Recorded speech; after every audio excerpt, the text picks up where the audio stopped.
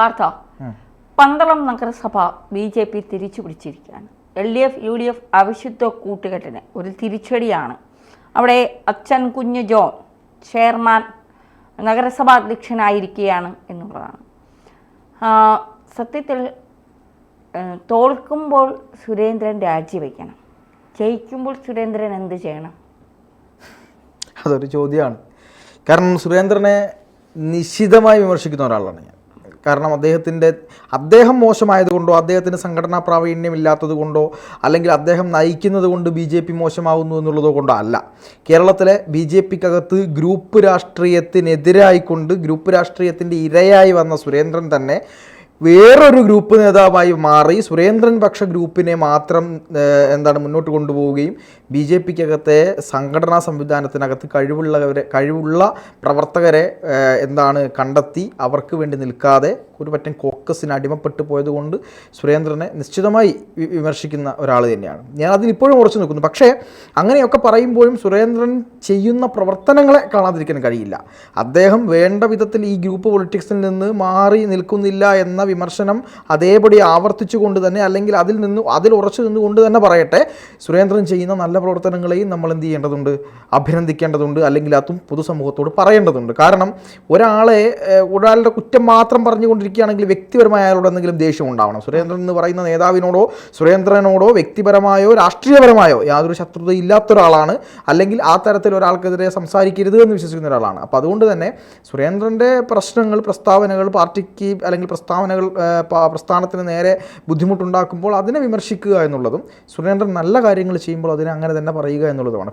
ഇപ്പോൾ പന്തളം നഗരസഭയുമായി ബന്ധപ്പെട്ട് പന്തളം നഗരസഭയിൽ ഒരു ഇടിവെട്ട് നീക്കമാണ് BJP നടത്തിയത്. കാരണം പാലക്കാട് നഗരസഭയ്ക്ക് ശേഷം കേരളത്തിൽ ഒരു നഗരസഭ BJP പിടിക്കുന്നുണ്ടെങ്കിൽ അത് പന്തളം നഗരസഭയാണ്. വളരെ കൃത്യമായ ഭൂരിപക്ഷത്തോടു കൂടി തന്നെ പന്തളത്ത് BJP അധികാരത്തിലേക്ക് വന്നു. അവിടെ എനിക്ക് തോന്നുന്നു ശബരിമല പൊളിറ്റിക്സിൽ അവിടെ ഒരുപാട് അവിശ്വാസികളായ സ്ത്രീകളെ കൊണ്ടുചെന്ന് കയറ്റി അവിടുത്തെ, അതും വിശ്വാസികളെ അല്ല, അവിശ്വാസികളായിട്ടുള്ള ആക്ടിവിസ്റ്റുകളെ കൊണ്ടുചെന്ന് കയറ്റിയിട്ടാണ് ഹിന്ദുക്കളുടെ നെഞ്ചത്തിട്ടിട്ട് പന്ത് തട്ടാൻ അല്ലെങ്കിൽ പടക്കം പൊട്ടിക്കാൻ പിണറായി വിജയൻ ഗവൺമെൻറ് ശ്രമിച്ചത്.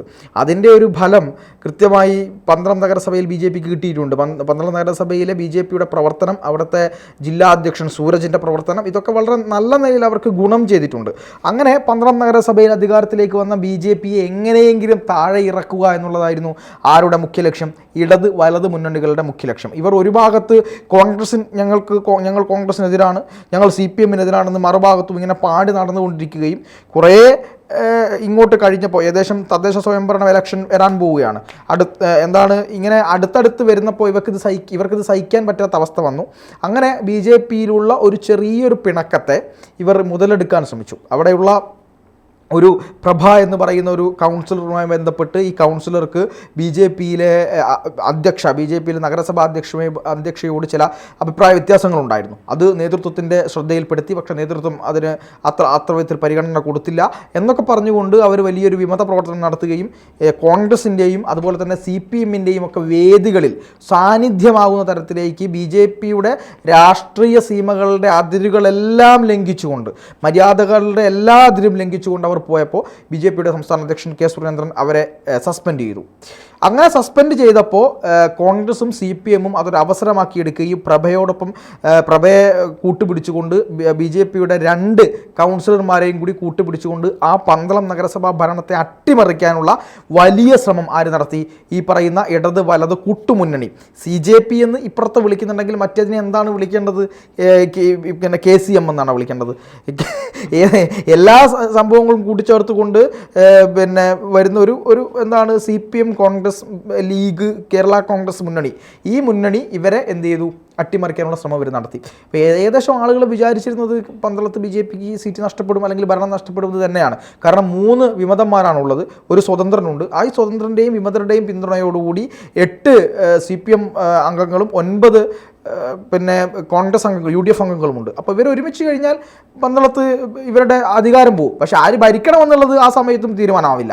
കാരണം UDFും കോൺഗ്രസും ഒരുമിച്ചിരുന്ന് ഭരിക്കുകയോ ഇനി അതല്ല CPMനെ ഭരിക്കാൻ കോൺഗ്രസ് അനുവദിക്കുകയോ എന്നാൽ പോട്ടെ നിങ്ങളങ്ങ് ഭരിച്ചോ എന്ന് പറഞ്ഞ് കോൺഗ്രസിന് കൊടുക്കുകയോ ഇനി അതൊന്നും അല്ലാതെ വേറെ ഇപ്പം ഒരു സ്വതന്ത്രനെ പിന്നെ പ്രസിഡന്റ് ആക്കിയിട്ട് വേറെ ഏതെങ്കിലും തരത്തിൽ അഡ്ജസ്റ്റ്മെൻറ്റ് പൊളിറ്റിക്സ് ഉണ്ടാകുമോ എന്നൊന്നും അറിയില്ലായിരുന്നു.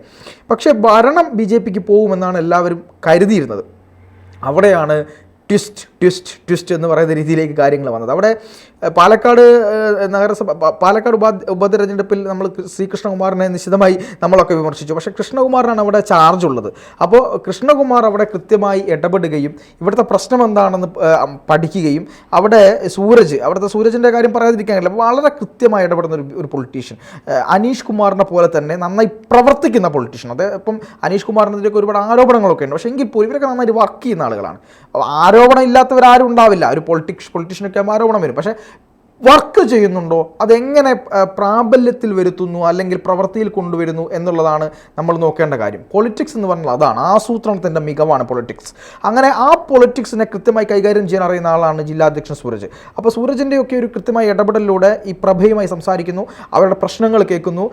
ഈ മറ്റ് വേദികളിൽ പോയിട്ട് അവരെ സസ്പെൻഷൻ അടക്കം ചെയ്തതോടുകൂടി ആ സസ്പെൻഷൻ പിൻവലിക്കാമെന്നും അവർക്ക് മറ്റു ചില ഉറപ്പുകൾ കൊടുക്കുകയും ചെയ്തതിൻ്റെ അടിസ്ഥാനത്തിൽ പ്രഭയെ വീണ്ടും BJP പക്ഷത്തേക്ക് കൊണ്ടുവരാൻ ആർക്ക് സാധിച്ചു?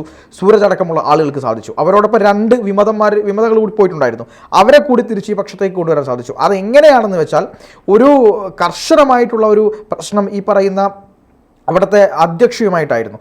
അധ്യക്ഷയോടുള്ള ഇവരുടെ പ്രശ്നത്തിന് പരിഹാരം കാണണമെങ്കിൽ എന്താണ് ചെയ്യുക എന്ന് BJP ആലോചിക്കുകയും അധ്യക്ഷയോട് പിന്നെ ചർച്ച നടത്തുകയും അവർക്ക് മറ്റ് അവരുടെ ചില ഉപാധികൾ അംഗീകരിച്ചുകൊണ്ട് അവരെ അവിടെ നിന്ന് രാജിവെപ്പിച്ചു. ഈ അവിശ്വാസ പ്രമേയം കൊണ്ടുവരുന്നതിന് തൊട്ടു തലേന്ന് ഇവർ രാജിവെച്ചു. അങ്ങനെ അവിശ്വാസ പ്രമേയം കൊണ്ടുവരുന്നതിൻ്റെ തലേ ദിവസം ഇവർ രാജിവെക്കുന്നു. രാജിവെച്ചതോടുകൂടി BJPക്ക് കുറച്ചുകൂടി ചർച്ചയ്ക്ക് സമയം കിട്ടുന്നു. ആ സമയത്തിനുള്ളിൽ ഇവരുടെ ആവശ്യം എന്താണ്? ഇവരുമായിട്ടുള്ള അഭിപ്രായ വ്യത്യാസമാണല്ലോ. ആ അഭിപ്രായ വ്യത്യാസത്തിൻ്റെ പകരമായി അവർ രാജിവെച്ചു. രമ്യ എന്ന് പറയുന്ന അവിടുത്തെ നഗരസഭാ അധ്യക്ഷയും ഉപാധ്യക്ഷയുണ്ടല്ലോ, ഉപാധ്യക്ഷയും ഉൾപ്പെടെയുള്ള ആളുകളാണ് രാജിവെച്ചത്. അതോടുകൂടി പ്രശ്നത്തിന് പരിഹാരമായി. പ്രശ്നം പരിഹരിച്ചു. അവിടെ അവർ ചർച്ച ചെയ്തു. അവിടെ അച്ഛൻ കുഞ്ഞു ജോൺ എന്ന് പറയുന്ന BJPയുടെ തന്നെ കൗൺസിലറിനെ അവർ നഗരസഭയുടെ അധ്യക്ഷനായി തിരഞ്ഞെടുക്കാൻ തീരുമാനിച്ചു. രമ്യയെ തന്നെ ഉപാധ്യക്ഷയായി കൊണ്ടുവരാൻ തീരുമാനിച്ചു. അതോടുകൂടി അവിടെ മഞ്ഞുരുക്കത്തിൻ്റെ ലക്ഷണങ്ങളെല്ലാം കണ്ടു. 18 അംഗങ്ങളാണ് BJPക്ക് പന്തളം നഗരസഭയിലുള്ളത്. ആ 18 അംഗങ്ങളും BJPക്ക് വോട്ട് ചെയ്തു. അത് മാത്രമായിരുന്നില്ല, ഒരു സ്വതന്ത്രൻ ഉണ്ടായിരുന്നു.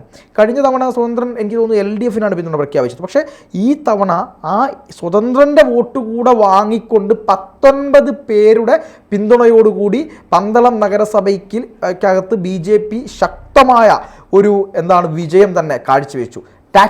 പൊളിറ്റിക്സ് എന്ന് പറയുമല്ലോ, പൊളിറ്റിക്സിൻ്റെ കൃത്യമായ ടാക്ടിക്സിലൂടെ അവരുടെ കണക്ക് കൂട്ടലുകളിലൂടെ അവിടെ ഒരു BJP ഭരണത്തെ അട്ടിമറിക്കാൻ നടത്തിയ ശ്രമത്തെ BJPക്ക് പ്രബലമായ 2 കേരളത്തിലെ രാഷ്ട്രീയ പാർട്ടികളുടെ നീക്കത്തെ അതിജീവിക്കാൻ BJPക്ക് സാധിച്ചിരിക്കുന്നു എന്നുള്ളത് ചില്ലറ കാര്യമല്ല.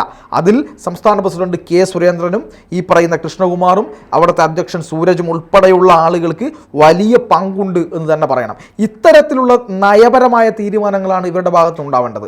ഒരു നഗരസഭയ്ക്കകത്ത് മാത്രം ഭരണം പോകുമ്പോൾ അവിടെ ഒരു ടാറ്റിക്സ് കൊണ്ടുവന്ന് അവിടെ ഒരു കൃത്യമായ രാഷ്ട്രീയ പ്രവർത്തനവും പൊളിറ്റിക്സും നടത്തുക മാത്രമല്ല, മറ്റുള്ള സ്ഥലങ്ങളിൽ കൂടി നഗരസഭകളിൽ നിയമസഭകളിൽ ലോക്സഭാ മണ്ഡലത്തിൽ അതുപോലെ തന്നെ കോർപ്പറേഷൻ പരിധികളിലൊക്കെ ഏറ്റവും വിജയ സാധ്യതയുള്ള സ്ഥാനാർത്ഥിയെ കണ്ടെത്തി മുൻകൂറായിട്ട് അവിടെ ഇറക്കി മറ്റ് സംഘടനയിൽ നിന്ന് മാറി നിൽക്കുന്ന കുറേയധികം ആളുകളുണ്ട്. അവർക്കൊക്കെ അർഹതപ്പെട്ട സ്ഥാനം കൊടുത്ത് അവരെയൊക്കെ തിരിച്ചു കൊണ്ടുവന്ന് ഒരു പാർട്ടി പൊളിറ്റിക്സിനെ BJPയെ വളരെ ശക്തമായി സ്ട്രോങ് ആയി വളർത്തിയെടുക്കുക എന്നുള്ള രീതി കൂടി മുന്നോട്ട് പോയി കഴിഞ്ഞാൽ BJPയെ തോൽപ്പിക്കാൻ വലിയ പ്രയാസമായിരിക്കും. നിരവധി ഈ വരുന്ന തദ്ദേശ ഇലക്ഷനിൽ ഈ ശോഭാ സുരേന്ദ്രൻ പറഞ്ഞതുപോലെ തൃശ്ശൂരും